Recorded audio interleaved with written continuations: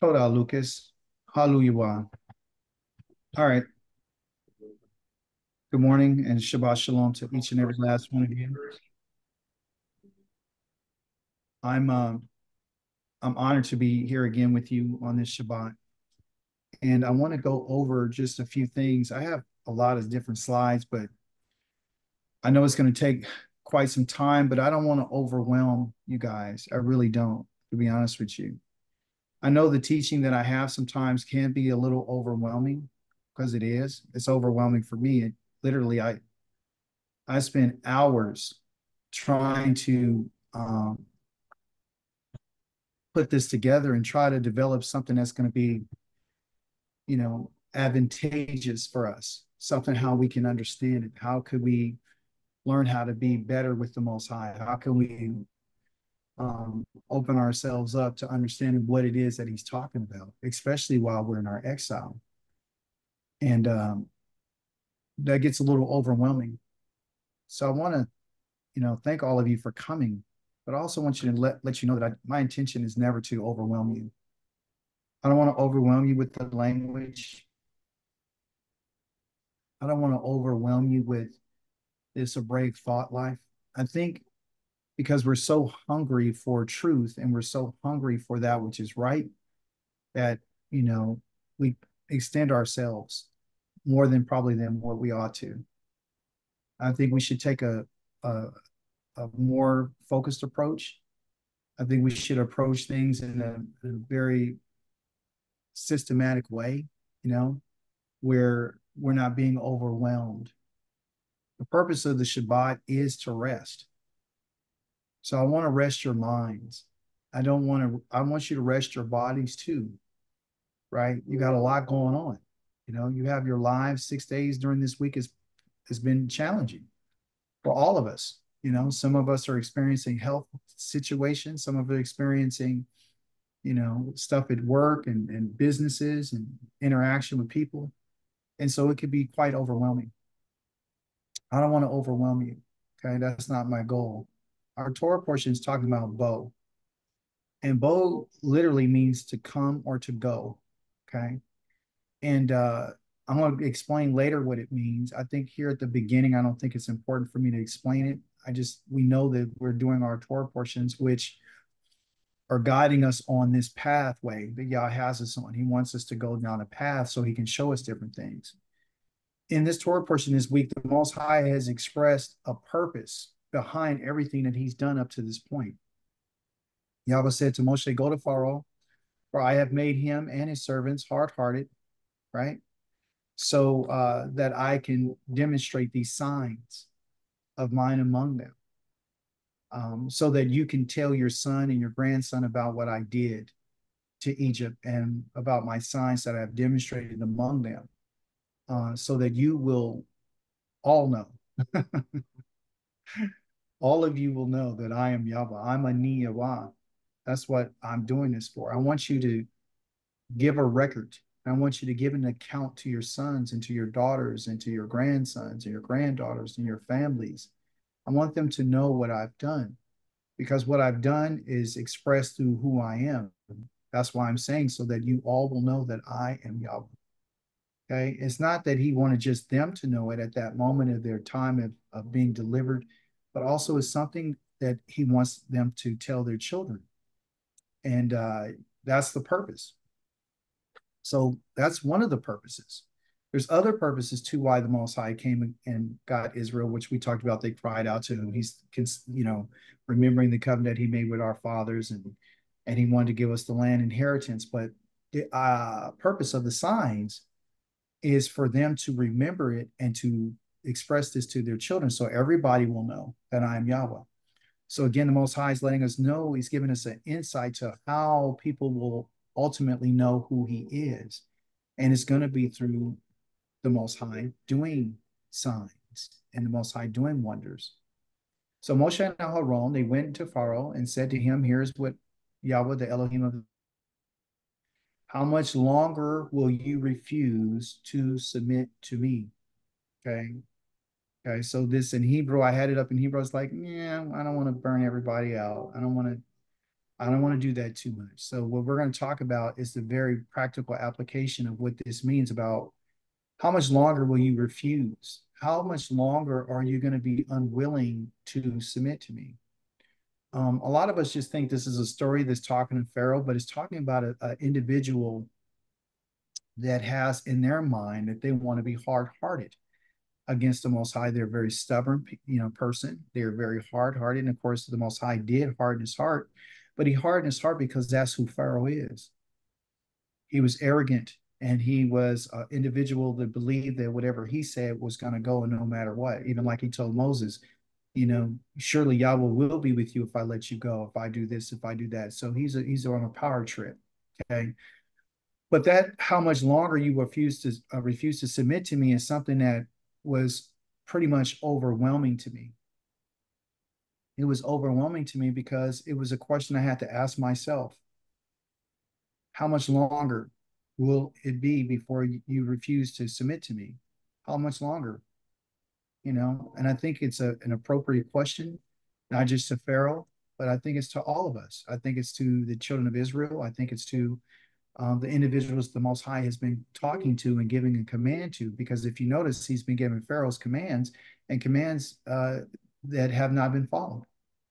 And it's an unwillingness that caused him to be this way. Okay. Um, but of course, he says, let my people go so that they can worship me, which we're going to talk about in just a moment. So the question is what is the Most High talking about submitting to him, right? And this is the idea of humbling yourself. That's what the Most High is looking for from us, and he's looking for it from any individual who is to approach him, any individual that has had the honor of him speaking to them, right? Like Dawid says, the day that you hear Yahweh's voice, don't harden your heart, right? So this is something that I think we should take a closer look at, okay, about submitting to the Most High and humbling ourselves. The Hebrew on that is always have your eyes, like they talk about how someone is browbeaten, and there's a look and expression when you scrunch up your eyebrows together, like you're really looking at something or you're really thinking and thought about something. So I think what the Most High is talking about, or I won't say think, I know what he's talking about is I want you to focus on me with intent. I want your eyebrows to come together like you're looking at something, trying to figure it out. I don't want an individual to seek me with a nonchalant type of attitude. I don't want an individual to come to me thinking that he could just walk up or she could just walk up to me and I owe them something. Yah is the king of the universe. And when we come to him, we have to submit ourselves in a way that's going to be pleasing to him. And so he's not just asking this of Pharaoh, he's asking this of his people. Okay. He told him to send my people, right? Not let my people. He says, send my people so that they can worship me. Okay. I underlined this word worship here because this word right here is mistranslated. Okay. It's mistranslated. The word worship right there is not in the Hebrew text. Okay. But I left it here because I want to show you the difference between what the mindset of a person who's not Hebrew is versus the one who is. Okay. This word worship here is mistakenly called worship in English, but it's really called avad. Okay. Avad. Avad. Okay. And so what is avad? Avad is to serve. Okay. Worship is a whole nother word. It's not avad. Avad is a serve, to serve. So Yah's purpose is for Pharaoh to send his people out of his land so they can come and they can serve him. Worship is not dancing around. You see? Serving is not dancing around. Service is to be like in an order of something, like military, right? Like they have a military service. The Most High called this his armies in this Torah portion. I know you saw him say that, right? Or you heard him say that he's going to gather the armies of Israel. Israel is a body of people that their whole purpose is to serve. Okay. So it's to serve. And what does it mean to serve? To serve means that you're a slave or a servant, but it's really a slave. That's what service is. So the idea behind Yah setting Israel free from the land of Mizraim wasn't so they can go out and be free from any responsibility or any duty. That's what he's letting us know. I'm not setting you free so you can go do what you want to do. I'm not setting you free so you can have independence. That's not the purpose of being set free. That's not the purpose of Yah coming to get anybody out of Mitzrayim. Okay. So again, he's talking to us. He's letting us know that to me, the people of Israel are slaves. You can find this in Leviticus chapter number 26, verse number 42, and chapter 26, verse 25, verse number 52. Okay. So the people of Israel are slaves. They are my slaves, whom I brought out of the land of Mizraim. So when it talks about this idea of redemption and how Yah has came and rescued us, he rescued us from one place to bring us into another place.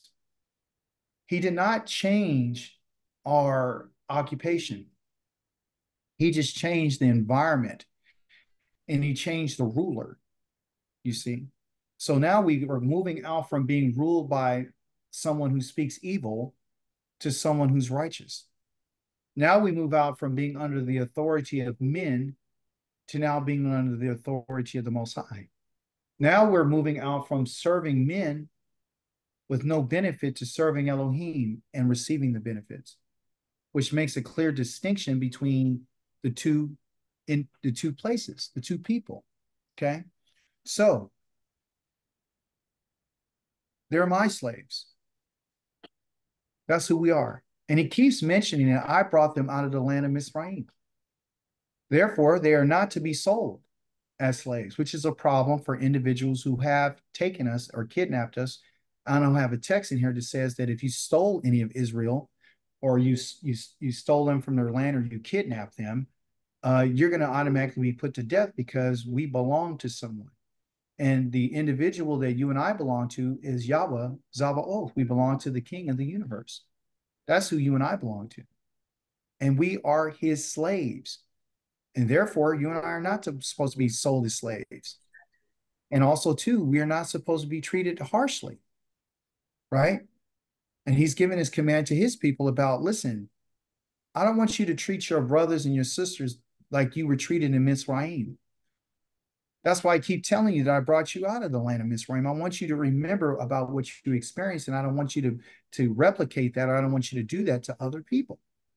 So therefore, when they were slaves in Mizraim, they were being treated harshly.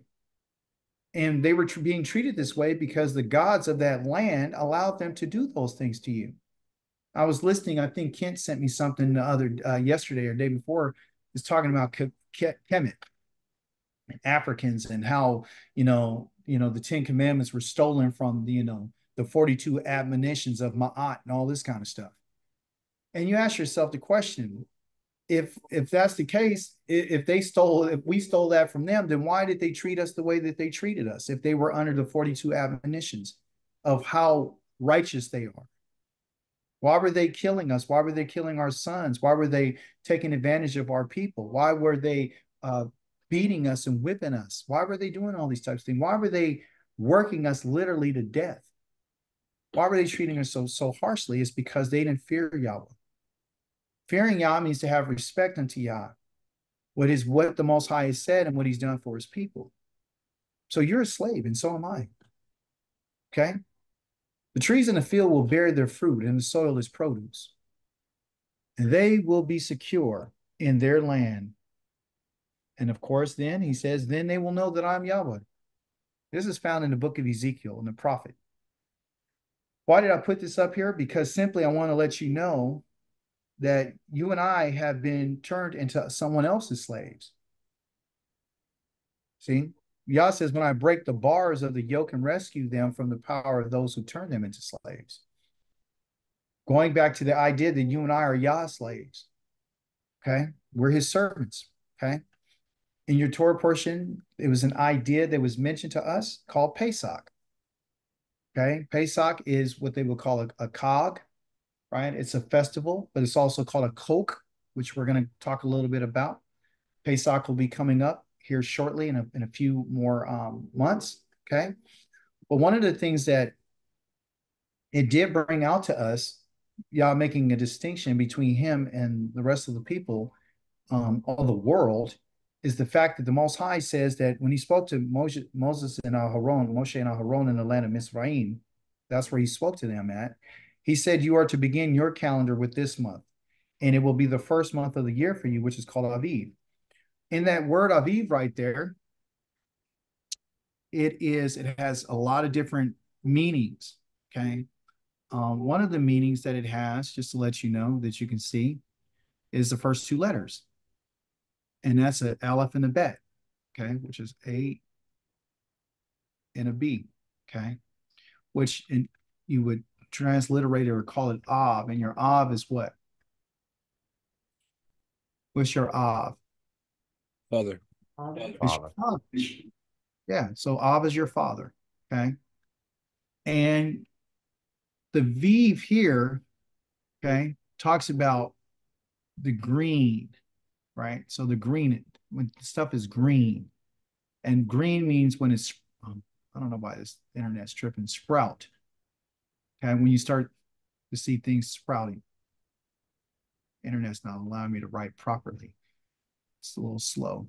Okay, so it's the father and has to do with a green sprout. Okay, so that's when we know that things begin. So the father is he's the beginning of the family. Okay, you can't have a family without the father. Okay, just possibly it won't happen because he's the one who holds the seed. Okay, and the seed is the one that's going to sprout. And so when you see that first little sprout of green that comes out of the ground, then you know that it's that first month. Unlike what we have in this place that we live, where their calendar begins in the month of January, in the dead of winter, which is death. This sprouting and this beginning right here is the beginning of life. And so the Father is the one who's going to give the life. And so what the Most High is letting us know is that the children of Israel are now going to begin to live a different life. I want them to have a different idea about when their months start. I don't want them living according to the customs of the people around them, right? It's actually to the first time where he says, "Speak to all the assembly of Israel." In your Torah portions in the last few weeks, he's only called them the sons of Israel. He talked about the leaders of Israel, but he never called them the assembly. He never spoke to them as an assembly. So an assembly is those who gather together, those who come together. Okay. And I want to talk a little bit about that. And he says on the 10th day of this month, each man is to take a lamb or a kid for his family, one per household. And it goes on and talk about the instructions that go along with that. Okay. So it's not just a lamb. It could actually be a kid of a goat. Okay. Or it could be a lamb of the flocks. Okay. So you could take either one of those. But the point that I wanted to bring out is this is the first time the Most High even mentions the idea of an assembly. Okay, so let's look at what an assembly is, a gathering. Okay, Hebraically it's called an Edah, and there's a lot in this word. Okay, if you're familiar with the Hebrew language, and if you're not, that's okay. This first letter right here is the ayin, right? The ayin, and that is the I. And the I, this right here is the dalet, okay, which is called, well, it's called the dalet, but it means the door. The door. Okay. That's so ugly. Door. Slow it down. There you go.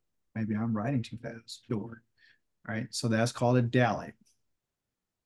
For those of you who don't know, Dalet, and it's ayin. Ayin. Ayin. All right. So the eye of the door. Okay. And this first two letters right here is the eye of the door, but it means a witness. And it means to repeat. You know, if you took a witness to court, they'd have to repeat the story that they just said. Okay. A witness is someone who goes and does something over and over and over again. They're repeating something. Okay. And they're repeating what they will call an event. Just like when you go to court, they ask you, the witness, can you tell us about the event that you saw with your own eyes? Okay. And of course, the door of your eye is your lens. But this also, too, means that I need you to take your eye and I need you to look at the door. Okay. So, what door? Well, in the Hebrew, it has to do with the tabernacle. Okay. So I want you to look at the tabernacle. And a person who's looking at the tabernacle is one who's doing on a repeatedly, but doing it on a regular basis at a certain appointed time. Okay. So all that's included in being an Adah and an assembly and a congregation, right? So they have congregations all over the world right now, but they are not testifying and they're not giving witness to the fact of what Yah has said. Okay. So they might keep Pesach, like Christians, but they changed it and said that now it's about Christ. And it's not about, delivering the children of Israel out of Mitzrayim. So that's a problem, right? So you have all different types of ADOS, all different types of congregations, okay? But our congregation, right, which you and I are right now, we're gathering, we're coming together, and we are giving witness, meaning that you and I are testifying to what Yah has done. So you and I are an ADA. That's what we're doing right now. We're an online ADA. Okay.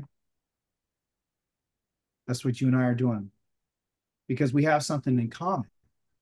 And what we have in common is our testimony that we're saying that this is what the Most High, we agree on this. So once we agree on it, then we become an ADA. This is the reason why you're not at other churches, or this is the reason why you're not in certain congregations or certain assemblies, because there's a lot of differences right now. Okay. And I won't say that all ADAs are bad. I won't say that, the Hebrew, there's a lot of Hebrew ADAs or assemblies, and they do things differently. They do. And we're going to talk about some of those differences today. Okay. Because I know there's been a problem with these ADAs. Okay. Well, we know that the Pesach is something that Yah says that you are to observe as a law, and you and your descendants forever. I want to talk about this, okay? Because there's a lot of talk about what it means to be a law, and there's one that talks about the Torah, and there's just a lot of misunderstandings about this, okay? So he said, you are to observe this as a law, you and your descendants forever. This is Most High talking to Moshe to tell the children of Israel. Don't be intimidated by the words that you see here. You have a teacher who will be able to give you a little bit more insight about what these words mean. Okay. But if you don't know these words, that's fine. Just look at them. Just look at the letters, try to say, well, don't let it mess you up. Just say, okay, these are just letters. That's all they are. So it's not a big deal. Okay. Those of you who are initiated and do understand some things, I want you to look at this word here. He says, I want you to shamar. Somebody tell me, what does shamar mean? Guard. There you go. I want you to guard. And then the guarding in this word right here, and this right here means you guys, plural. I want you guys, okay, because you're an assembly. So Yah's talking to the Ada, which he's talking to you and I right now. I want you guys, you, plural, more than one. Here's an arrow. I want to send that guarding to this word that I'm telling you. This is a hadavar, this thing that I'm going to mention to you, hazeh. Because what this is this is a guarding for a cock. Okay. A cock is, first letter there is a wall, and the next one is a gathering. Okay. That's what those two letters mean agriculturally. Okay. So the kof is a gathering, and then the ket right here means a wall. The wall means to separate, okay? Or to be separate. Come on, pen, work for me. Gathering means those that are outside of the wall. Okay, so what we're going to do is, and this is what the Most High would call a decree. Decree.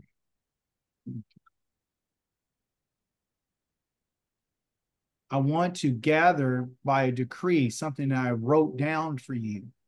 I want to gather you guys. This is my decree for you to gather that which is on the outside and is separated from each other. I want to bring you guys together. And I do that through a decree. The reason why I'm giving a decree is because you guys are royal. You guys are the royal house. I'm the king. And this is one of the times that I'm asking you to come together. Okay. It's a royal decree. And so you guys are going to, so here in the cult, they're calling it a law. Well, what it is, it's prescribed. That's the reason why Most High wrote it down. It's prescribed. Right? I prescribe this for you. So the Most High is using this experience with the Pesach to design a prescribed decree. Right? So we know that this action is not just something he just did, just to be doing it. Okay, so anytime the Most High does something, it has to be recorded. That's why it's a decree, because it has to be recorded. Because he's a king, and anytime he does something, he records it. He records the events that he does because they're so great that they have to be remembered and they have to be on record. See, like in history, you see all the different things and where you have people who've conquered different lands and they put out different decrees and they write all that stuff out. They get all that from understanding this idea of the Most High and how he's running his kingdom, right? You and I are part of his kingdom. So in Yah's kingdom, there are decrees, and the greatest decree that he's ever mentioned to us first is this one. This is the first one that's ever prescribed. And we just go right over and say, well, it's Pesach, he delivered the children of Israel. No, it's a decree. Okay. And he says, it's the decree to you and your sons. And then he says, Ad Olam. Okay. Let me erase all this right quick so you can see. I want to give this decree to you and your sons. And how long do I want to give it to you? I want to give it to Ad Olam. So what is this Ad Olam? Okay. Again, I'm going to show you something. Here you go. Ad Olam means forever. This term right here means forever. When you see it, you see this word here, ad. Okay. Okay. That means until. That means to repeat again and again and again and again and again. Oh, but look who's in there. Oh, there's the Ada. There is the assembly. You see? So what the Most High is doing, everyone, if you see Ad or Ad Olam, it means that the Most High is saying that you guys, if you're in assembly, right? If I tell you this is connected forever, that's what Ad Olam means. It means everlasting. Then surely you should know that when I'm calling you an Ada and I'm calling you a congregation to me, you too are going to be forever. As long as you're my people, these are the things that you're always going to have to do. It's going to be your responsibility to guard this. You see? And I don't want you just to guard it at this moment. I want you and your sons and your sons' sons and your sons' sons. And I wanted to continue until what? Olam, until a time that's undescribable, all the way in the future. There's no end. Ad Olam means forever, it means everlasting. Okay. So I give everlasting covenants and decrees because you're supposed to be a people that are supposed to be an eternal people. And I'm not talking about you're going to have eternal life. I want to be clear. Okay. So the Most High is not saying that you're going to get eternal life. Listen what I'm trying to tell you. You're not going to get eternal operate pin. eternal life. You're not getting this. You're not. You and I are not getting this. Okay. What you're going to get is you're an eternal people. That's different. That means that I will allow you to continue on as a people like they're the stars in the sky. That means you're always going to have descendants. There's a lot of families that I have wiped out off the face of the earth, and they are never to be even mentioned. There's families of people that you don't even know about because I wiped out their name from under heaven. It'll never be remembered. But your name and your family will always be a family that will remain on the face of the earth. Why? Because you're my people. You're going to die. I told you you're going to die. I told you that in Psalms, that you guys are like gods, you're Elohim, but you will fall like a prince. You're going to die like a mortal. You're going to die. You're going to live long lives until you're about 100 years old, or might even longer. The days of my people be like the days of a tree. Somebody who dies at 100 be like an infant. I never promised you eternal life. I promised you to be eternal people. See? So you need to guard this decree. It's forever. It's that ad olam that we just went over. It's that forever. You need to guard this as a witness of mine on Pesach. The whole community of Israel is to keep it. The whole community, which is the Adah of Israel, is to keep it. If a foreigner staying with you wants to observe the Pesach, Yahweh's Pesach, all his males must be circumcised. Then he may take part and he may do it, observe it. He will be like a citizen of the land. But no uncircumcised person is to eat it. The same teaching is to apply equally to the citizen and to the foreigner living among you. The teaching here is the Torah. That's what the teaching is. Torah is the instructions, me pointing the finger to you. So I'm going to point the stranger, I'm going to point the citizen and the foreigner in the same direction. I'm going to tell them exactly what it is. I'm going to point them directly to what I said, to that in particular decree. Now, if you notice, I got two its that are highlighted or made larger than everything else. I put this here because when I was reading it, I found out that these its are different. They're different. Okay. One it has to do what they call othi, or excuse me. Yeah, ethi. This other one right here is called bo. Okay. So in our Torah portion, the name of our Torah portion is called bo. Okay. So there's a bo that has to do with a person leaving or going, right? This means to go or to come, right? Or to bring in. This one right here means with him or it. Okay. So when we look at this carefully, these two its are different. Okay. When the Most High is talking about the whole congregation or community of Israel is to keep it, he's referring to the decree of Pesach. Okay. No person shall eat of it, meaning that lamb or whatever. Okay. So there's two different ways to look at this. One is I'm pointing them to the decree, and the other one is I'm pointing them to the element of the decree. Okay. So the Pesach is not just one and the same. It has two different aspects, if you will. Okay. So the community is to keep it what the decree. No uncircumcised persons to eat of it what the Pesach. They can eat of it if they were to do what I told them. Now, why would the Most High mention circumcision in all the males? Somebody tell me. Why does he say all males must be circumcised? The sign from Abraham.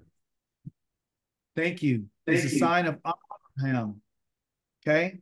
So the Pesach is connected to Abraham. When he talks about Abraham, he's talking about the promise that he would be his Elohim, of him and his descendants. So it's not like the stranger is just going to listen to me carefully. It's not like the foreigner or the stranger, all right, are just going to take it. They can't just eat the Pesach and say, okay, well, I'm going to get circumcised just so I can eat it. No. What he's saying is, if a person wants to keep this, all of his males, like when he told Abraham, all your males, and they have to be bought with money, right? If they're not bought with money, and they're just a foreigner outside that, and they just want to come and do it, they have to make Yah their Elohim. That's what he's saying. They have to make Yah their Elohim. They just can't do this. They can't just get circumcised just so they can eat it. It's always attached to the promise of Yah saying, I'm going to be your Elohim and the Elohim of your descendants. So as soon as these males are circumcised of the foreigner, they too now, their sons are going to have to go and they're going to have to testify to what Yah has done with Pesach. They're going to be testifying too. So now when they testify, the foreigner now can become an part of the Edah. They can become part of the assembly. They become part of the congregation. And within the congregation, there's the aid right here. And the aid is the witness. So now they're witnessing, they're giving testimony to it. They're proclaiming it. Okay. Unlike what you have with the gospel. Their gospels is a different testimony. And when you and I testify to the New Testament and we say that is true, then guess what you're becoming for the New Testament? You're becoming a witness of the New Testament. You're a witness. You're saying, I'm a witness to what? To the death of Christ. That's what I'm going to testify to. So you scratch, listen, this is a koch, and a koch here means forever. You say this. Because what you've done now is you substituted the Pesach, which points you to what the Most High's purpose of the Pesach was, is to bring Israel out with a strong hand and a mighty outstretched arm. So when you go ahead and you subscribe to the death of Christ and you're his witness to what that God has said, you're going to cross out the Pesach and you're going to accept this. So now you become a witness to this of another testimony. That's the reason why they call our testimony the Old Testament. And they're saying what theirs are is the New Testament. That's why they have a whole bunch of new witnesses, which is Peter, Paul, James, Titus, Barnabas, Mark, all those people. Okay? Yah has never called his testimony old. Okay? So the people that are testifying to what Yah has said are the ones who are going to keep the Pesach and remember what the Pesach represents. It's a koch. It's a decree forever. Okay? So what they've done too is they replaced the Pesach with communion. Have they not? And in their communion, right? What are they doing? Somebody tell me. What are they doing in communion? What were you doing in communion when you were in the church? In their church? Blood. Oh, yeah, that's right, Dr. Yared. You were drinking blood. And guess what Akika was doing? He was eating flesh. That's what we were doing. We're eating blood. Drinking blood and eating flesh. Right? How often were you drinking the blood and eating the flesh? Somebody tell me. Every week. We were doing that. So that's what we were doing. We're drinking blood and eating flesh on a regular basis. And therefore, you were a witness to the death of Christ. What does the Yah say about eating flesh and drinking blood? Prohibited. It's prohibited because the life is in the blood. So he tells us never to do that. Okay. So that's what we were doing. We were part of a ritual of drinking blood and eating flesh. And they do this to commemorate their Pesach. It has nothing to do. And guess what? When you eat blood and you drink flesh, that you're partaking in his body. That's whose body you're eating. You're eating Christ's body. You're accountable now. Very dark. That's what communion is about. When you think about the word communion, just off the top, since I'm here, I want you to look at this word really closely.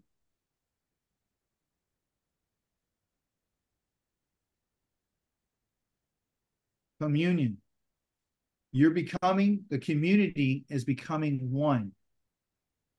You're being unified with him through communion, community, unity. You're becoming one with him by drinking blood and eating flesh. That's a problem. So they take away the circumcision piece because it's available for everybody. When you come to the land which Yah will give you, as he has promised, you are to observe this ceremony. Talking about Pesach. Again, I italicized this word coming because that's bo again. When you read your Torah portion, you're going to find out inside of the Torah portion, there's all these different places where the word bo is used. So when Most High mentions bo here, he says, when you come into the land, that's when you're supposed to do Pesach. And this is when you're supposed to guard and do this ceremony. So you got to ask yourself the question, what is this ceremony? Is it the word that the Most High is used, or what word is for ceremony? In your Torah portion in Hebrew,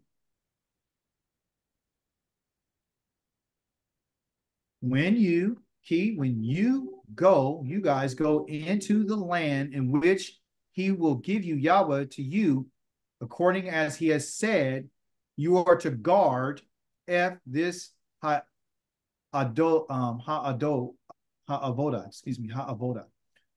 hazeh. So what we're going to be talking about is the ha'avoda, not ceremony. It's not a ceremony. They transliterated it to a ceremony to make it more of a religious thing. It's not, okay? It's not a religious thing. Listen to me carefully. This is not a religious thing. What this is called a ha'avoda, okay? And as you notice, what do we see in this word ha'avoda? Let me check it out.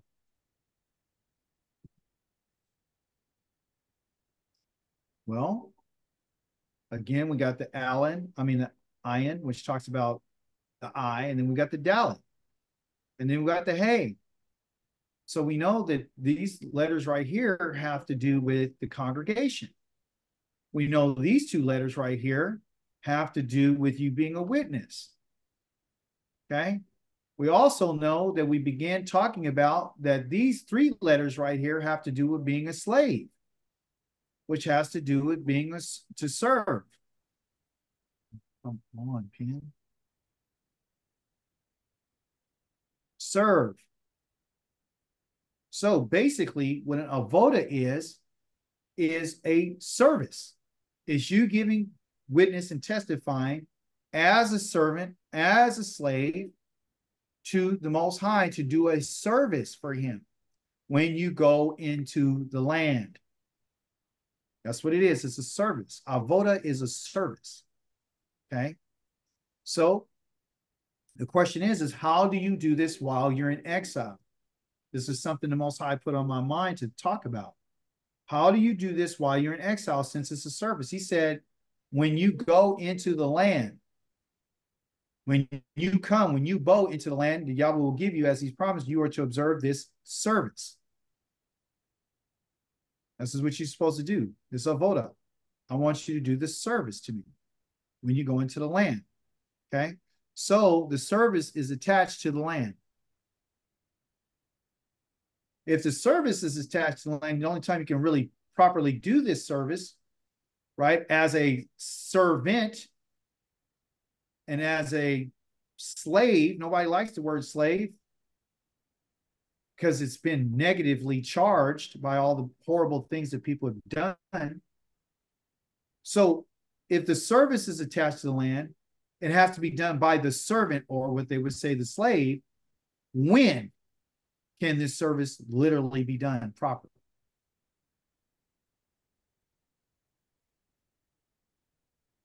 When you go Can it into be the done land. when you go into the land? Thank you. So when you're in exile, avoda, you cannot perform the service. You cannot perform the service of the Pesach. You can't. You will not, and you shall not. Okay? You will not do things the way that you do them here today. This is found in the book of Deuteronomy, chapter number 12, verse number 8, where everyone does whatever in his own opinion seems right. Why? Because you haven't yet arrived at the rest and inheritance which Yahweh your Elohim is giving you. So what's happening is our people are putting the cart before the horse. Okay? There's nowhere on the face of the earth today that they're doing things the way the Yah has prescribed. Nowhere. Not even that so-called place of Jerusalem. They're not doing it properly. No one's doing anything properly. So what people are doing is they're doing what seems right in their own minds, in their own opinion. They don't care about what Yah says. They're only going to do what seems right in their minds. And see, this is what happens when you want to be religious. Okay? So a religious person is going to do what seems right in their own minds. Okay? That's what a religious person does. A person is not religious, okay? But a person who shows respect for the mighty one will say, we haven't yet arrived at the rest and inheritance, because that's where we're going to be able to do what Yah asked us when we're at rest. Right now, you are a slave to your enemies, and you have no rest. When Yah gave the Pesach, it's a picture of him saying, I'm going to bring you into a land of rest.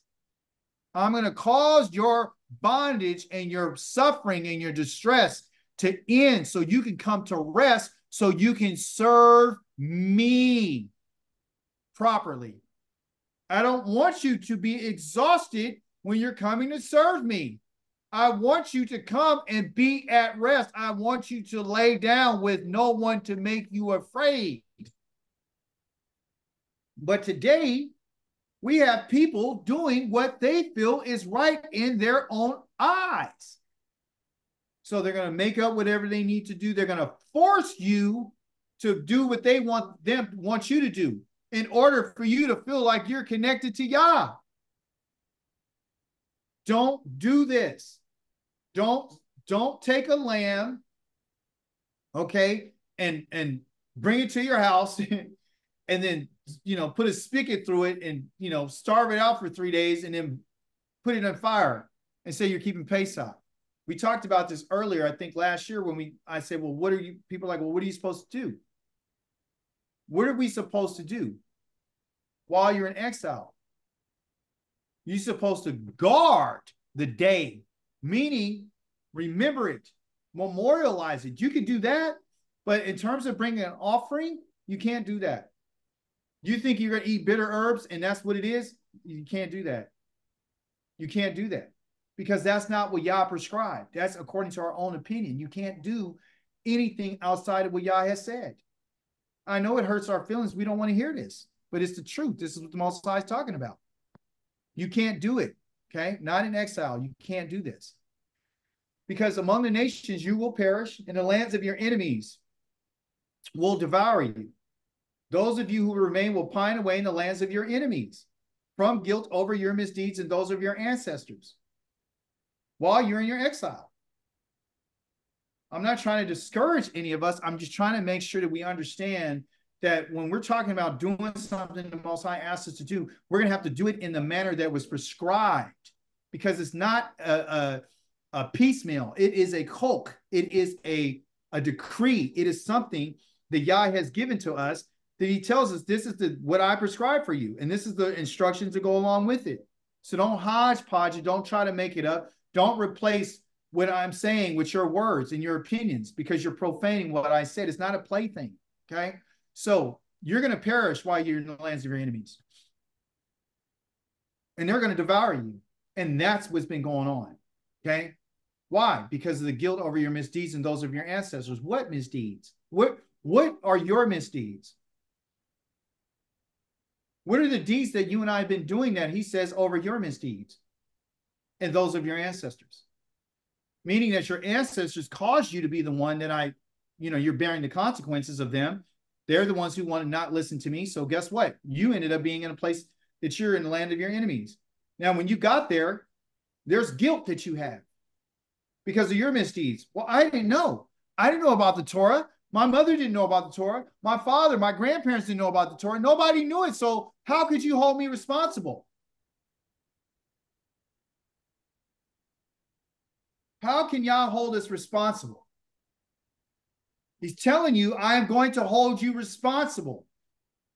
Whether or not you're in the lands of your enemies or whether you're back at home, I'm going to hold you responsible. You're guilty. If an individual among the people commits a sin inadvertently, meaning with no intention, they had no knowledge whatsoever. People commit sins without no knowledge of what they're doing is wrong. Doing something against any of the commandments of Yahweh concerning the things which should not be done, he is guilty. That's a testimony from Yah. We're guilty. Even if you didn't have knowledge of nothing, even if your father didn't know, still guilty. And this is where the Christians really take advantage of this. Because they're saying, well, what you going to do about your sin? How are you going to atone for your sin? You don't have an atonement. You don't have nothing. So how can you get out of your guilt? So they take the drinking blood and eating flesh to get out. When Yah says these are unintentional, these are inadvertent, this is something that you didn't even have no knowledge of. Yah will forgive us by sending us in to be punished for our transgressions. Why? Because you're in the lands of your enemies. That's where I'm punishing you. This is where you and I get our punishment. Yes, we're a congregation. We're an Ada of Yahweh, but we're gathering so we can find out what did he say to us. When you're in the lands of your enemies, then they will confess their misdeeds and those of their ancestors, which they committed against me in their rebellion. They will admit that they went against me. Who went against me? Your ancestors. And at that time, I will be going against them. Who? You and I. I'm going to be bringing them into the lands of their enemies. I'm going to be bringing them. Because if their uncircumcised hearts will grow humble and they are paid, there's your forgiveness. There is your remedy for what you've done. They're going to be paid. They're going to be paid. So if Christ paid for you, then why are you still here? Why are you still being punished? You're going to be paid for the punishment of their misdeeds. Then I will remember my covenant. So what precedes Yah remembering the covenant is being paid. That means shalom. I'm going to make sure that I'm made whole. I'm going to make sure that all the crimes that they committed has been made whole by the time that they spent in the lands of their enemies. Just like it was 40 years for them to spend in the desert, and that was the time that I allocated for their punishment. Just like it was in Ezekiel, it was for 390 years for Israel, and another, I forgot the number for Judah. There's a certain time that it takes to pass over the transgressions of the people. And the reason why you and I will accept something else is because we're not willing to confess our misdeeds, and we're not willing to admit anything. So we're looking for an out so you won't have to get the punishment that you're supposed to get. And this is what the Most High is talking about. Yah's people is rebelling against him because they don't want to accept the punishment. That's why they're trying to create a new Pesach. That's why they're trying to do whatever they can. That's why they're replacing his word so they can make it right in their own eyes. And that, to me, is not growing humble, which you and I have been told in our Torah portion, which I'm going to get to again. How long? Ad Mathai. I took out the scripture. I should have left it in Hebrew. It has Ad, the Aleph, and the Ayin and the Dalet. Until how long? Ad. How long? Ad Mathai. Huh? How long are you going to not humble yourself before me? How long are you not going to be willing to confess that which you have done, even though you're guilty? And I'm telling you that you're guilty. People are still saying, no, I'm not guilty. I got Christ. I'm not guilty. What about your ancestors? Christ paid for them too. Yah will not remember the covenant until we admit this, until we confess. He won't remember it. You see? He's not going to remember the land. How long? Ad Mathai. How long are you going to refuse the Me'anta? The La'anot. That submit again is to humble yourself. How long is it going to be for us as a people before we learn what humility really means? When are we going to become humble? That's what the Most High asks. How much longer is it going to take? When are you going to be willing? Right now, our people are not willing. They're unwilling. They're unwilling to be what? To be humble. You and I cannot stand before Yah until we develop this humility. How long is it going to take before you and I accept that we're in punishment? How long is it going to take until we humble ourselves before the Most High, not as if we're comfortable in our exile and we're just waiting for him? When are we going to cry out to the Most High and say that we're sorry?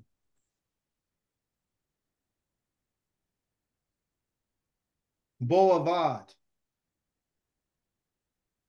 It's not until we come to our humility, everyone, that Yah's not going to come. He's not going to come until he provides some type of way to humble us. Then you and I will know that he's Yahweh. So you and I can come to serve. Right now, you and I are not serving the Most High. We're not in service to the Most High. I don't care what nobody's talking about. You and I are not in service. We are his servants, but you and I are not. We've been stolen and we've been made slaves. We're not in service to Yah because we're not at rest. Yah doesn't have a servant who serves him and is not at rest. Trust me. In your Haftarah, this is the last verse of the Haftarah. I was like, Yah, what's the connection between what you're talking about in the Haftarah and what you're talking about over here in Bo? What's the difference? What's the connection? Tells you, don't be afraid. Don't be afraid, Yaakov, my servant. You are my servant. Don't be distressed, Yisrael. For I will save you from far away places, and your offspring from the lands where they are held captive. Yaakov will return and be at peace and quiet with no one to make him afraid. Don't be afraid, Yaakov, my servant says, Yahweh, I am with you. I will finish off all the nations where I've scattered you. However, you I will not finish off. I will discipline you as you deserve, but not completely destroy you. What is the connection? Is it Yah saving us from like he did from Israel? Yes. Is it Yah saying that send my people out so they'll come and serve me? Yes. Why is he saying Yaakov? Because Yaakov is the one who has always been the one who's been fighting. He's the one who's been oppressed. He's the one who was taken advantage of. He's the one. He's the one who has to overcome. He's the one. The connection between the Torah portion of Bo and the Haftarah is judgment of the nations. That's the connection. For that night, I will pass through the land of Mizraim and kill the firstborn in the land of Egypt, both men and animals. And I will execute judgment against all the gods of Egypt. I am Yahweh. Yah, when you talk about Yah judging the nations, Yah has used Egypt as an example about his intention to do to every other nation on the face of this earth. And he's not fighting just against that land and its people. He's fighting against their gods. Every plague that he did was against their God. It was an assault against their gods in whom they put their trust in. At midnight, I want you to remember that. Yahweh killed all the firstborn in the land of Egypt. From the firstborn of Pharaoh sitting on the throne to the firstborn of the prisoner in the dungeon, the firstborn of the livestock. Pharaoh got up in the night, he and all his servants and all the Egyptians, and there was a horrendous wailing in Mizraim, where there wasn't a single house without someone dead in it. Now we know why Yah says to Moshe, set aside for me all the firstborn. Whatever's first from the womb among the people of Israel, both humans and animals, belong to me. They're the Bakar. They're the ones that I examined. They're the ones that I chose. So Yah kills the firstborn. He says, when Yahweh brings you into the land of Canaan, he swore to give to you and your ancestors and gives it to you. When you go into the land, when he brings you, that's Bo. Brings means Bo. When I bring you, you're to set apart for Yahweh everything that's first from the womb. Every firstborn male among you will belong to Yahweh.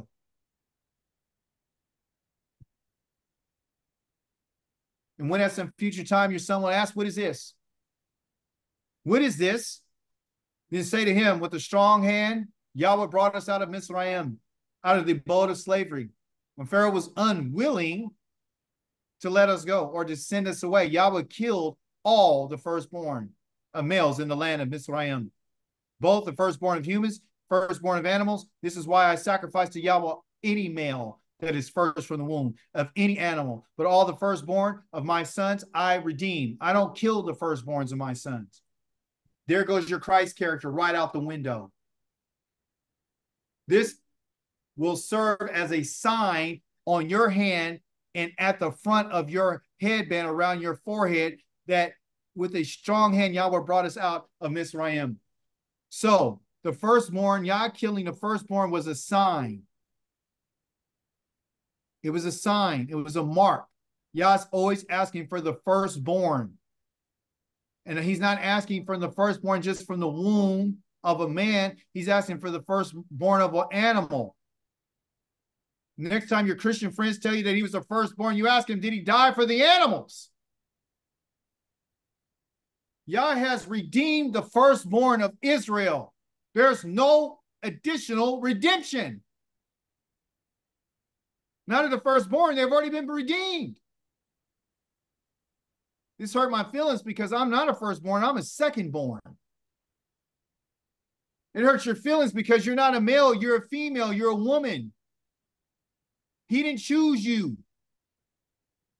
Did he choose the secondborn? No. Did he choose the thirdborn? No. Who did he choose? He chose the firstborn. That's the Bakar. This is what Yahweh's way is.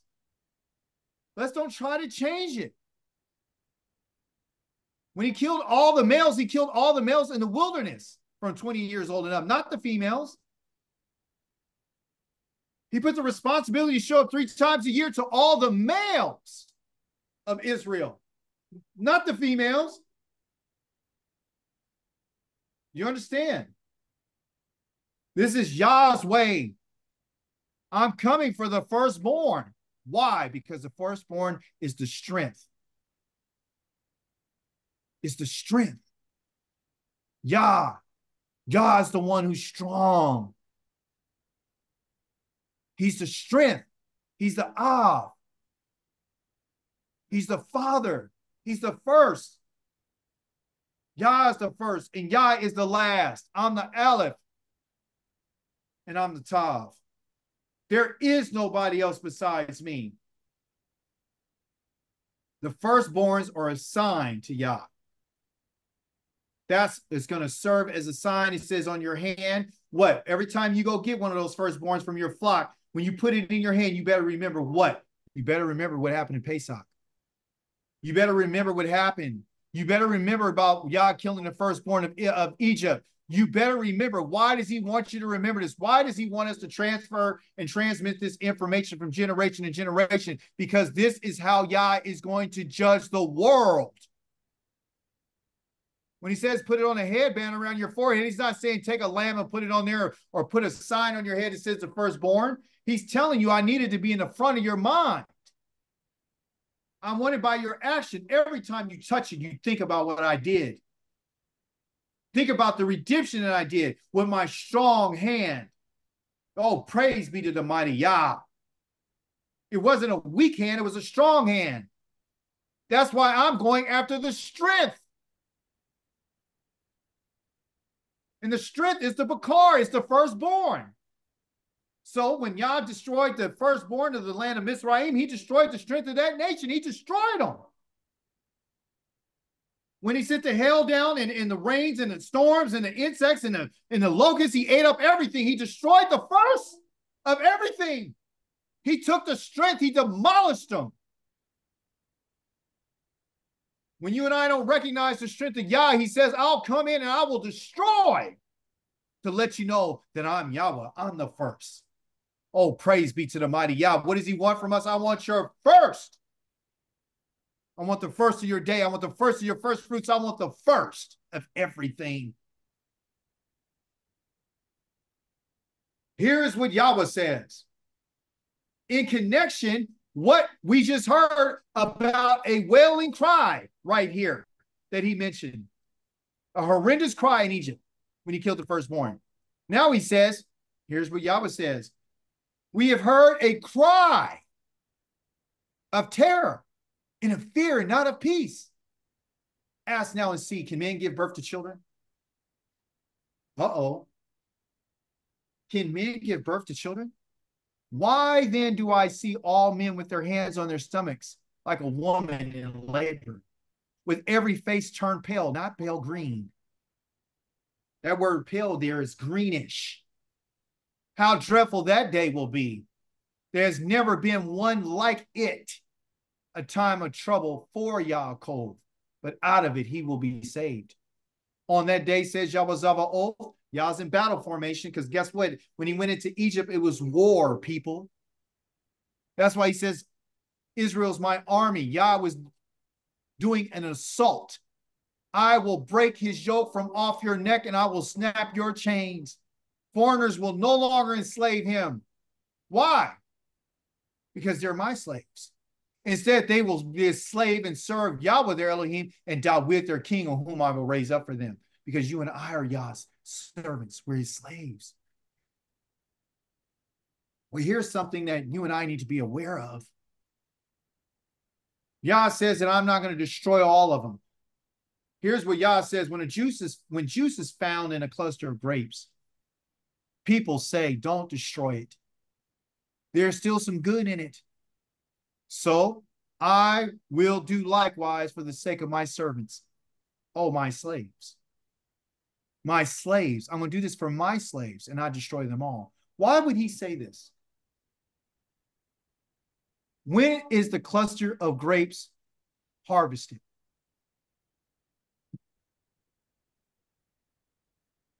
If judgment is connected to the harvest of me gathering you like I would the grapes or the fruit of the field, this in particular time of gathering clusters of grapes, you guys, is found in the latter months of the year, having to do around Sukkot. You understand? So the Most High is addressing judgment when he says, when I come, it's like me gathering grapes. And then when I see it, I won't destroy it. Why? Because there's some good in it. There's some juice that's in it. And the question is do you have the juice? That's it. Do you have the juice? Do you have enough juice in you that will stop Yah from destroying you? Do you have enough something when he bites into it? Would there be enough juice inside of you? Well, what's the juice? Well, how does the grapes receive their juice? That's the question. How do grapes receive juice?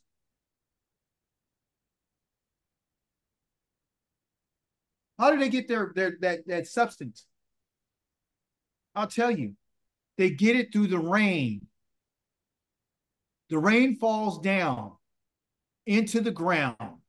The ground soaks it up, and then it migrates out of the ground and goes up into the vine.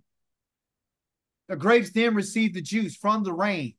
The rain in the Torah is called, Torah is recognized as rain, the juice. So the Most High is, again, giving us an idea about whether or not you have juice. If you have no Torah, you have no juice. If you're not receiving the rain comes down in a certain direction. That's how it's connected. The rain is pointed down in a certain direction. That direction is instructions. Most High is giving rain instructions to hit a certain place. And when it hits it, it's like it's pointing right to where I needed to go. And that's what the Torah does. So do you have any juice? When he says, I'm not going to destroy them all, remember he said, I'm not going to make an end of all the nations. I'm going to make an end of all the nations, but I'm not going to destroy you. Remember he said that? He said, I'm not going to make a full end of you. Well, I got some not so good news for you. When Yah says that I'm not going to destroy them all, there's a certain amount of us that are going to be destroyed. The individuals that are going to be destroyed are the ones, number one, who don't have any juice, which is they don't have any Torah, okay? They don't have any instructions. They don't have any rain coming in their life. They're not productive or nothing, okay? Also, too, when he says, I'm not going to destroy them all, and he's in battle formation, he's saying that the individuals that are going to be destroyed are the ones who did not confess, and they're the ones who did not admit that they went against me. These are the ones who are going to be destroyed, They did not do this. The reason why they didn't confess and admit that they went against the Most High is because they were busy listening to someone else. When you're not with the Most High, you are against him. You understand? Confession and admitting that you went against him is for you to change, not just to say you're sorry, but in confession and admitting, it means that I'm willing to make the changes necessary so I won't be the one that'll be going against you. The people who fail to confess and admit, those are the ones who are going to be destroyed because they're still on the other side with the enemy. Yah makes a clear distinction between his people and those who are not his people. Period. So don't be afraid, Yaakov. My servant says Yahweh. So don't be alarmed, Israel, for I, will return you from afar away, and your offspring from their country of exile, and you again will be quiet and rest, and no one will make him afraid. For I am with you to save you, says Yahweh. I will finish off all the nations where I have scattered you. However, I will not finish off, but discipline you only as you deserve. I will not completely destroy you. This is not your Haftarah. This right here is in Jeremiah chapter number 30, which is connected. He's saying the same thing. He said it twice. This is on the day of judgment. Judgment was found in your Torah portion with darkness. When Yahweh said to Moshe, reach out your hand toward the sky and there will be darkness over the land of Egypt. Darkness so thick it can be felt. So Moses reached out his hand toward the sky and there was a thick darkness in the entire land of Egypt for 3 days. People couldn't see each other. No one went out anywhere for 3 days, but all the people of Israel had light in their homes. That darkness is called Koshek. Koshek. Darkness. That's what they had. The absence of light. I need you to really pay attention to what I'm about to tell you. Okay? Darkness is the absence of light. Misery is in darkness. That's what these people were feeling for 3 days. Total misery. Absence. They felt empty. Yah was emptying them. Okay? He was making a void inside of them. Because when there's no light, there's a void. The first time that you and I ever hear about darkness is in Genesis chapter number 1. Say, Yah, why'd you give him 3 days of darkness? Why'd you give him 3 days of darkness? We'll go find out what darkness is. Go find out when the first time you hear about darkness, and then I'll tell you why. The earth was unformed and was void. Being unformed is being empty. Being void means there's nothing there. Darkness was on the face of the deep, and the spirit of Elohim hovered over the surface of the water.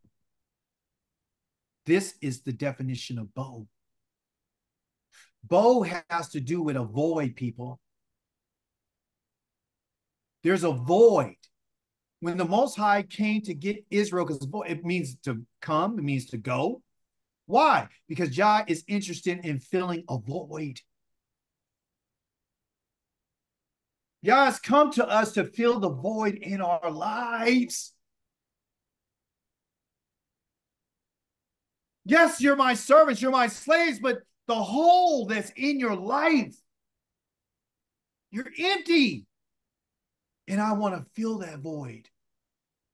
If there's a void, it needs to be filled. I took everything out of those people of Mizraim. I put a void in them. I was preparing them for what they were about to lose.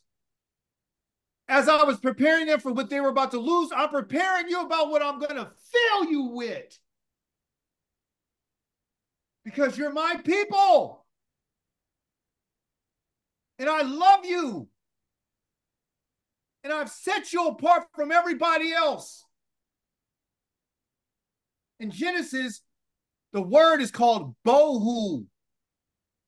I said, Yah, it's in the first part of Genesis. Yes, bohu, bo right here, and who. Who means it is void. So bo is your Torah portion. Who is it? And it means it is void. And that was the first time it was ever mentioned, called bohu, in Genesis chapter number 1, when the Most High saw the earth and what it was like. It was void. It was bohu. Our Torah portion is bo. You understand? You and I are not bohu. We're looking for bo. We're looking for Yah to come. We're looking for to go out of where we're at. Bohu is emptiness. So Yah, when he put that darkness on them, he emptied those people out before he killed their firstborns. A lot of people don't like that, Elohim. Oh, that's terrible. But see, you're not thinking about what they did to the children of Israel. You're not. You need to. When you think about Bo, when you think about the darkness of Mizraim for 3 days, I want you to think about the earth. I want you to think about when Yah said, let there be light. And there was light. And Elohim saw that the light was good, and Elohim divided the light from the darkness. Just like he did with the children of Israel. Yahweh called the light day, and the darkness he called night. There was evening and there was morning, one day, meaning Yom Akkad. I had some brothers and sisters question me and asked me, did I believe what Genesis chapter number 1 said about the morning and the evening and the morning were the first day. I said, do you believe that? Do you agree? I said, yes, I do. I absolutely agree with that. Because there's a controversy that's going on in the nation of Israel right now, where people are saying that the day is night and that the night is day. And I'm here to tell you today that it's not. In the beginning, Elohim created the heavens and the earth. The earth was unformed, void, and darkness was upon the face of the deep. And the spirit of Elohim hovered over the surface of the water. There you go. And what did Elohim say when he saw this darkness?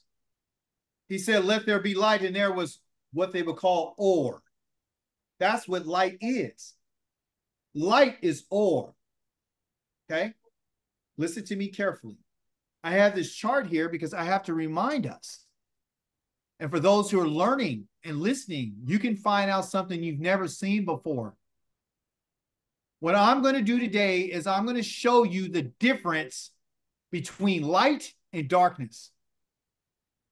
I'm going to show you the difference between Yisrael and everybody else.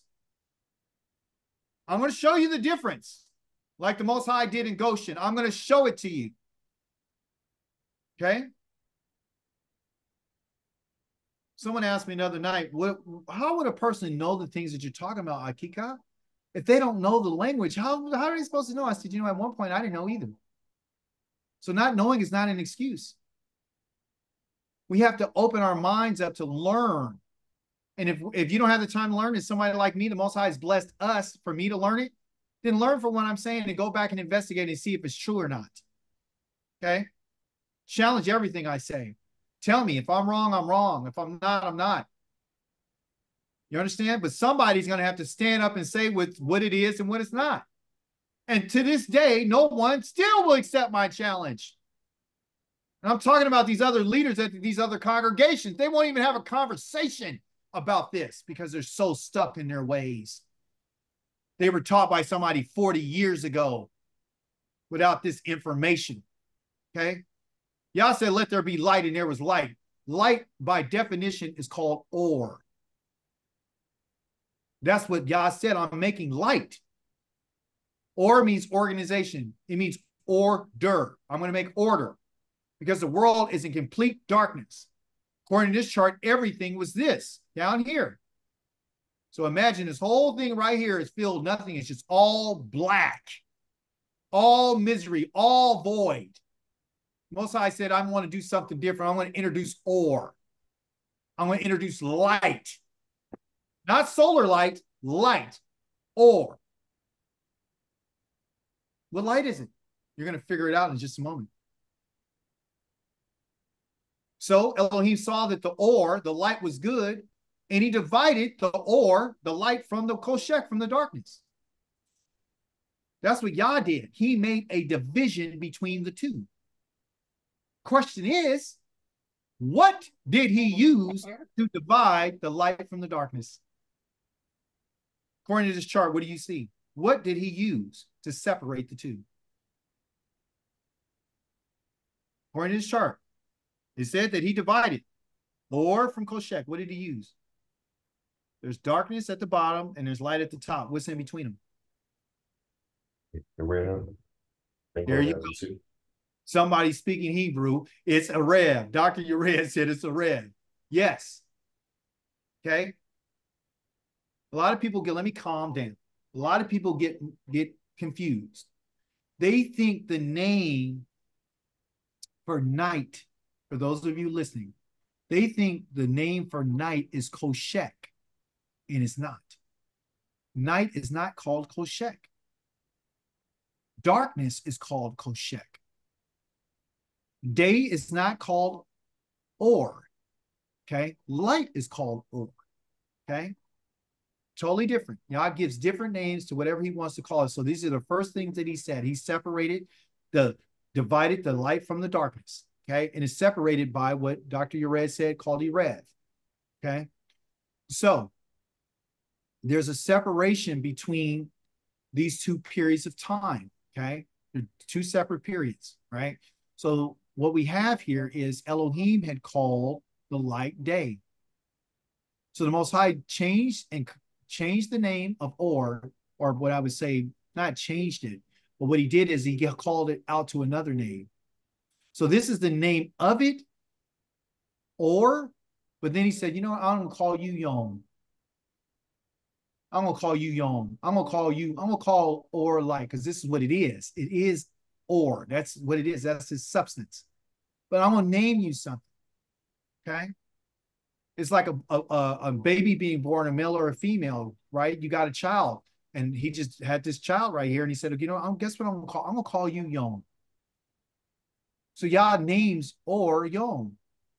He didn't. It doesn't change the substance of or. He just renames it. Okay. So Elohim called light day, meaning he called out to it and said, hey, you know what? Or I'm gonna call you Yom. Then when he says for Koshek, oh, I'm not gonna call you Koshek. That's what you are. I'm gonna call you Layala. Layala. I'm gonna call you Layala. Some people said Layla. Okay. So night is called Layala. Okay. Which its real substance is darkness. Okay. So there's two divisions. There's day, there's night, and in between those is called a rev, which we're going to get to right quick. So as Dr. Urea pointed out, there's a rev. Okay. So at the top, you have the day, and the day is when the sunlight is here. Okay. That's day. When the sun rises right here, and when the sun sets, that's what they call day. That's when you see day, which is really or, and or is what? Light. That's when you see the light. Okay. That's when you're going to see or. You're going to see or when lights out. Okay.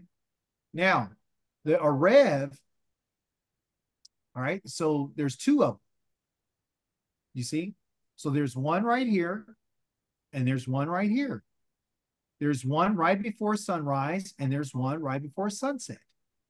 That's what your dividing is. That's what the Most High used to divide. Okay.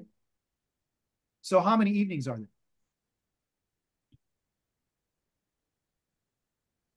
Two. There's two. There's two of them. Okay. So there's one right here, and here's the second one. Okay. There's two of them.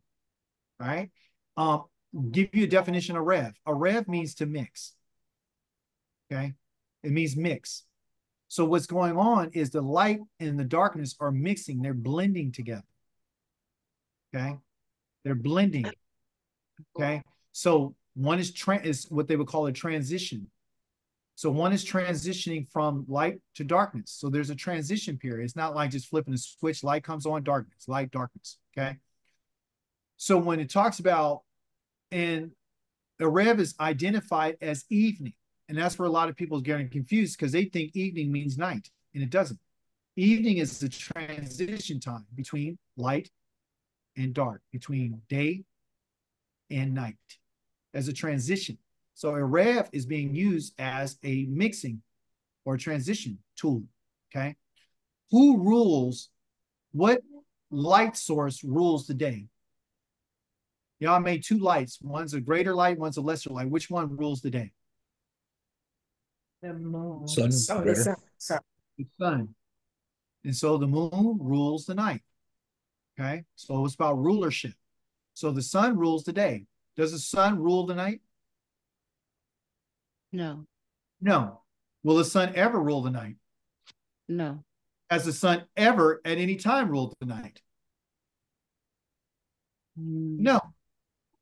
Okay. The moon rules the night along with the stars. That's why you can't see them right now, because the greater light is covering them.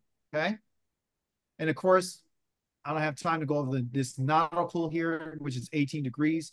They're actually 6 degrees that they move in. It gives you a total of 18. It says a total of 18 degrees, but it moves every 6 degrees at a certain point of time in order to get you to this twilight. Okay. That's a whole nother study. But at any rate, we know that the Most High is saying that the sun rules the day, which is Yom, and Yom is called Yom from Or, which is light. Okay. So now, listen what the Most High says. He says, so there was evening and there was morning. Day one, right? Evening and morning. Here it is. Since there's two of them, there's two of them. And you would never find this out that there are actually two Arevs, because what they notice is that in Genesis chapter number 1, they only mention one. They only mention one Arev. Okay. But when I was doing my study, I found this years ago. Okay. The Most High says you are to keep the 14th day of the month, and then the entire assembly, the Edah of the community, will slaughter it at dusk. Dusk is this time right here. It's at sunset. That's when I want you to kill the lamb. Okay. So when I looked at that and I read it in Hebrew, it had this word down here, ha-arbayim. Okay. So then I was inquisitive. So when I found out, well, what does that ha-arbayim mean? So I went, I researched it. It's right here. Ha-arbayim. And had this down here, okay, called a noun MD. I was like, okay, what's a noun MD? What does it mean? Right? So in the language, if you don't know the language, you're going to get lost. And I think people who learned about, Arev and Boquer saying that it shall be one day, they don't know that there's another Arev. They don't know that. They say the evening and the morning shall be the first day. Okay. So they're thinking that you will go from this evening. They're thinking about this evening right here. They're thinking that when the Most High says from the evening and the morning was the first day, they're thinking this evening right here. They're saying this was the time. So it includes all this darkness, and then you go right into the morning. That's what they're thinking. So what they're missing, everybody, is they're missing the other evening. They're missing this other evening right here. They're missing this one. This one, they're missing that one. Again, it says the evening and the morning were the first day in Genesis chapter number 1. The evening and the morning. So they're thinking, okay, from here, and then you go here. That's why they say your Shabbat starts in the evening and it goes all the way through the night, and then it goes all the way through the morning. And they forget about this one right here. They forget about that one. That's not even included in their understanding. Okay. So Genesis 12:6, for those who want to know, you go research it, you'll find out that there's two evenings, right? And the Most High showed this to me. He showed it to me years ago. So when I looked at it as parts of speech here, you will find out that that M and that D that we just saw is masculine, and it's a dual. So what it means, everyone, is that there are two of them, okay? And a dual, what they call a masculine dual, or just a dual period, will be something that means there's two of them. Okay. It's just like you have a, masculine, you have feminine, you have common, you have singular, you have plural. There's what they call a dual plural, meaning there's more than just one. All right. And it's identified in the language in certain ways. Okay. But I want to let you know, said, well, let me get a definition for everybody so they will understand that I'm not making this up. It says nouns change their form according to their number, either singular, dual, or plural, like I just said. The dual ending does not only mean two, but it usually refers to a pair of something, such as an eyes, which are called your anayim, or your ears, which are called your azanayim. And so you can look this up on Google. Dual nouns always take adjectives with the plural ending and not a dual ending. That's a whole other thing that needs to be explained. The point that I'm trying to make out to you is that when the Most High created a Rev, he made a Rev a dual plural. Just like you have two ears, and you have two eyes, and you have two hands, and you have 2 feet. You understand? Like Mitzrayim is known as a dual plural. There's 2 Mitzrayims. There's not just one. There's 2. See? So if you're unfamiliar with the language, you won't know this, okay? The vowel pointing. Yes, Lucas, go ahead.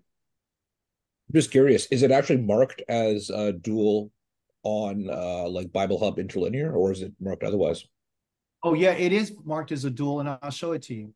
So right here, I put it up in Exodus right here. I put it here for us right here. Now MD right there. And there, this is the indicator right here.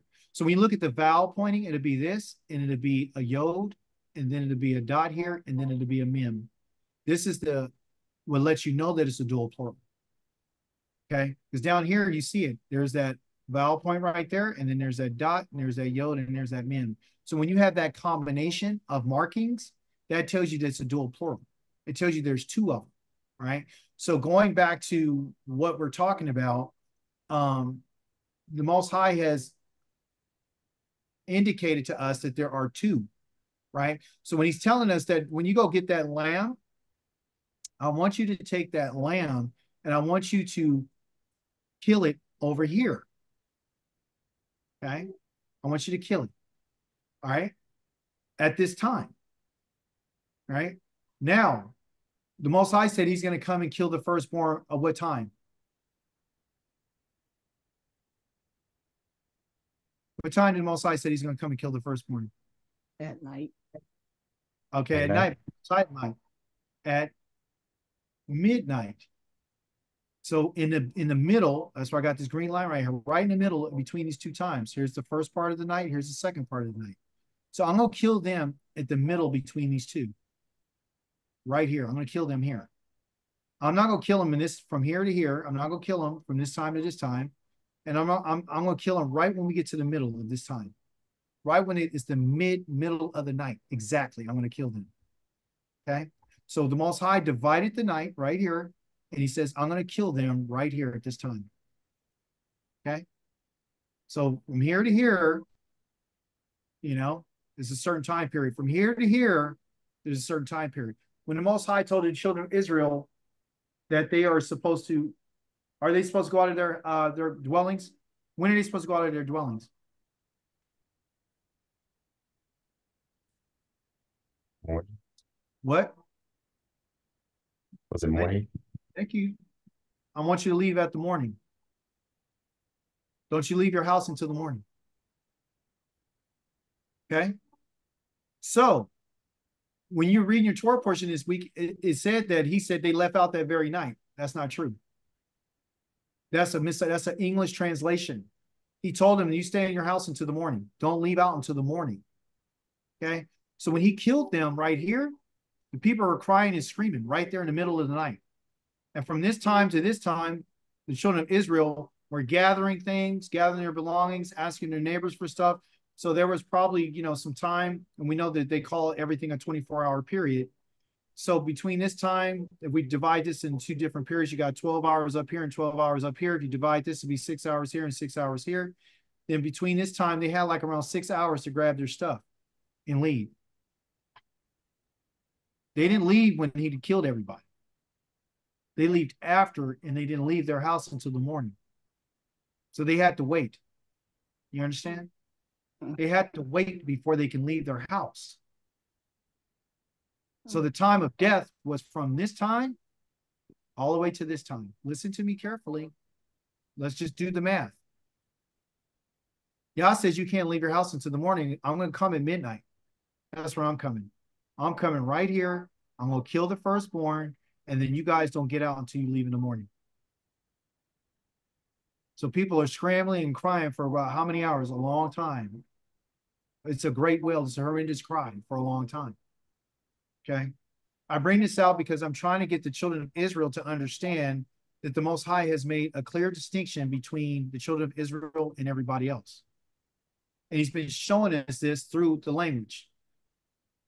Listen what Yah says, but I will set apart the land of Goshen where my people live. No swarms of insects will be there, so that you can realize that I am Yahweh. I mean Yahweh.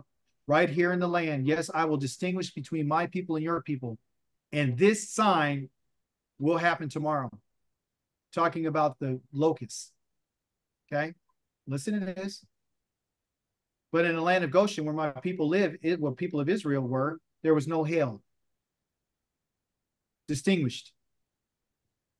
Following day, Yahweh did it. All the livestock of Egypt died, but not one of the animals belonging to the people of Israel died. I'm making a distinguishment. All the people of Israel had light in their homes. Everyone else had darkness, making a distinguishment. Not even a dog's growl will be heard against the people of Israel, neither against a people nor against animals. In this way, you will realize that I'm Yahweh, distinguishes between Egypt and Egyptians and Israel. Why? Why is Yah doing this? Because you're set apart. When he talks about being distinguished, everyone, he's not just talking about be kadosh. He's talking about, I have literally set you apart. I have literally set you apart, like I made a division between the light and the darkness. That's what I did for you. So again, you're a creative work. I'll say it to you one more time. You are a creative work. If I didn't put any darkness in your homes and I put it in their homes, what am I telling you? I'm telling you that you are my people. I'm telling you, you are the people of light. I'm telling you, you're not the people of darkness. I didn't have a slide to tell you, but he says, I'm going to make you a light unto the nations. You are a people of light.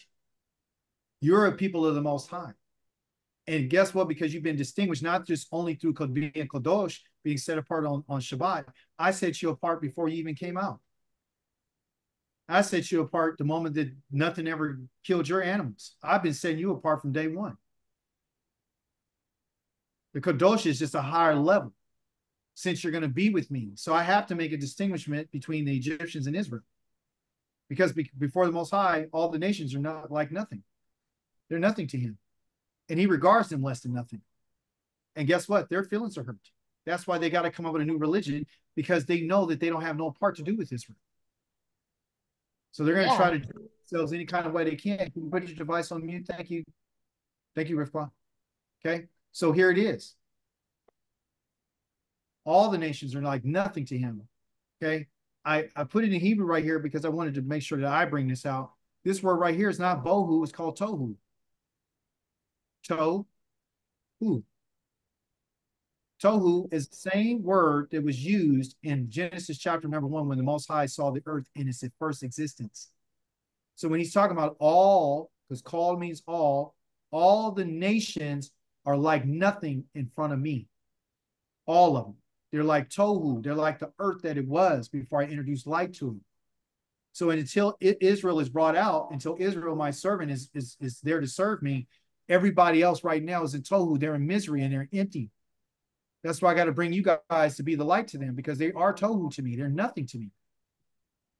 They're like a world that has nothing going on in it. They're like a body of misery and sorrow. There's nothing. There's no benefit.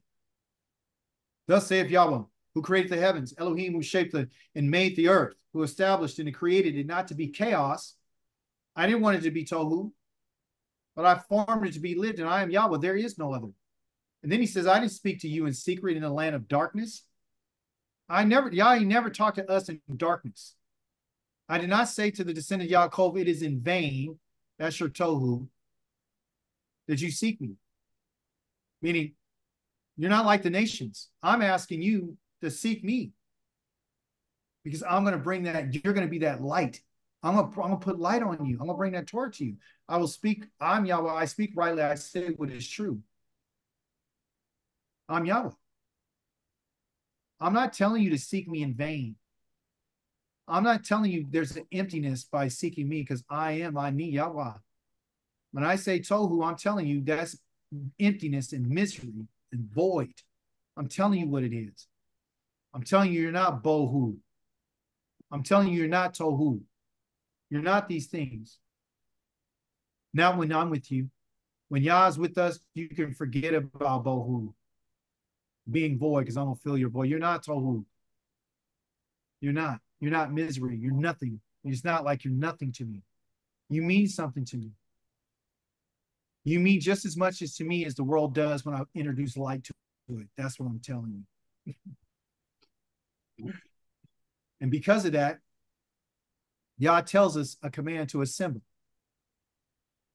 as an Edah. And he says, come, that's bow, and gather together, you refugees from the nations, and those carrying their wooden idols are ignorant. They're dumb. They pray to a God that cannot save. Let them stand and present their case. Why? Because I'm coming to judge. And indeed, let them take counsel together. Let them try to figure it out. Who foretold this long ago? Who announced it in the times gone by? Wasn't it I, Yahweh? There is no other Elohim besides me. a just Elohim, a righteous Elohim, and a Savior. There is no Mashiach. There is none besides me.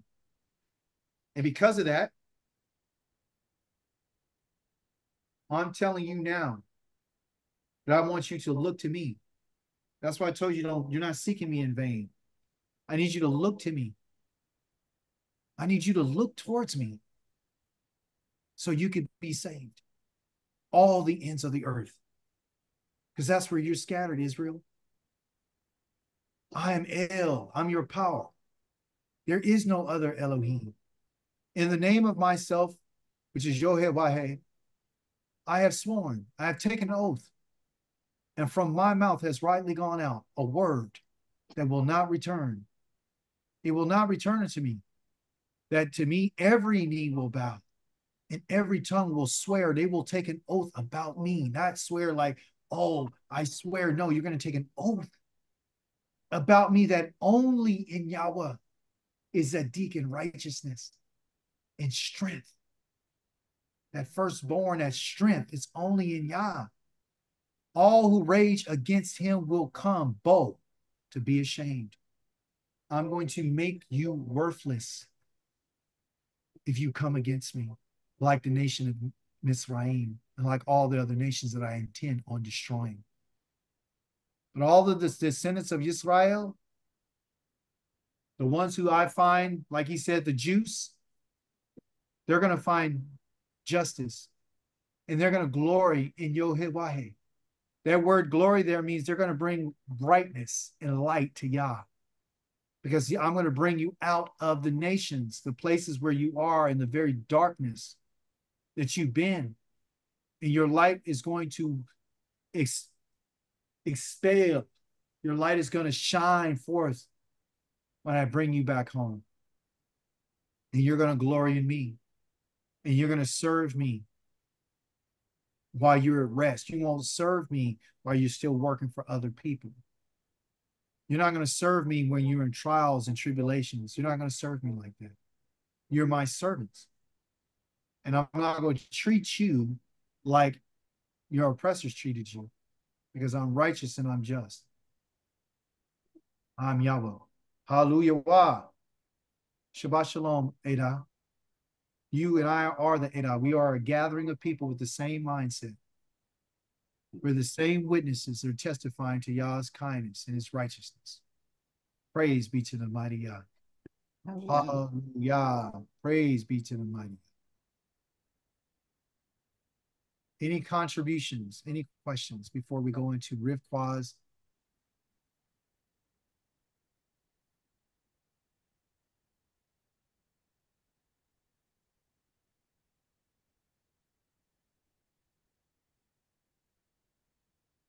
Well, did you get your cahoots up? Yes. Okay, praise Yah. I'll get it right quick. Anyone want to make any contributions, statements, contributions, questions?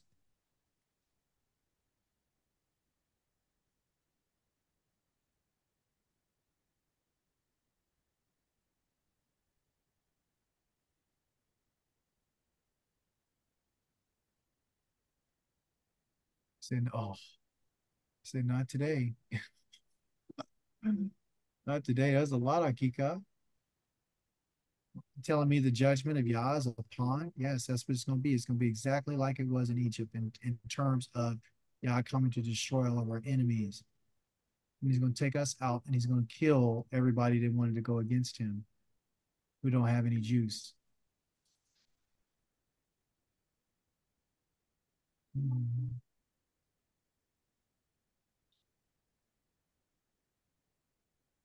Let's see. Just a second. Let's see. We're pulling up the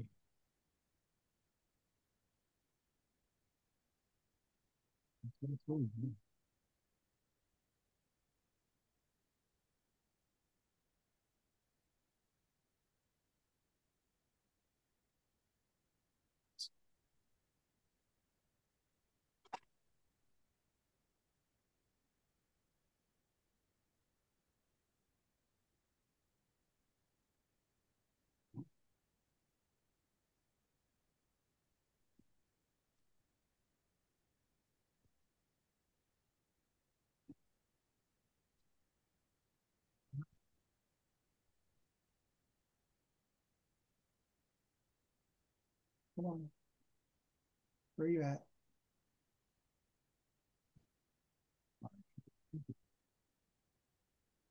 Da, da, da, da, da. Can you guys still hear me? Yep. Yes. All right, wonderful. So this is gonna be your your little test right here. Bo. You guys learn anything about Bo today? Mhm. Multi-versatile meaning, that's for sure. Oh yeah, that's for sure. Yeah, it does. I mean, it could be coming and going, but also too, it could mean with him or against him. It could mean a whole bunch of stuff. Anyway, let's see who our contestants are today.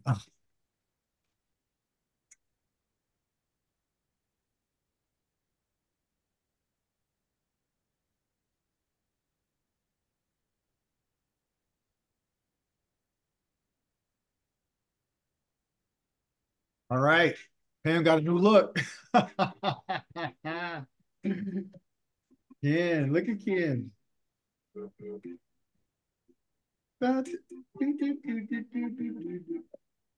Doctor, you red. Lucas. Uh-oh. Everybody's having some transformations.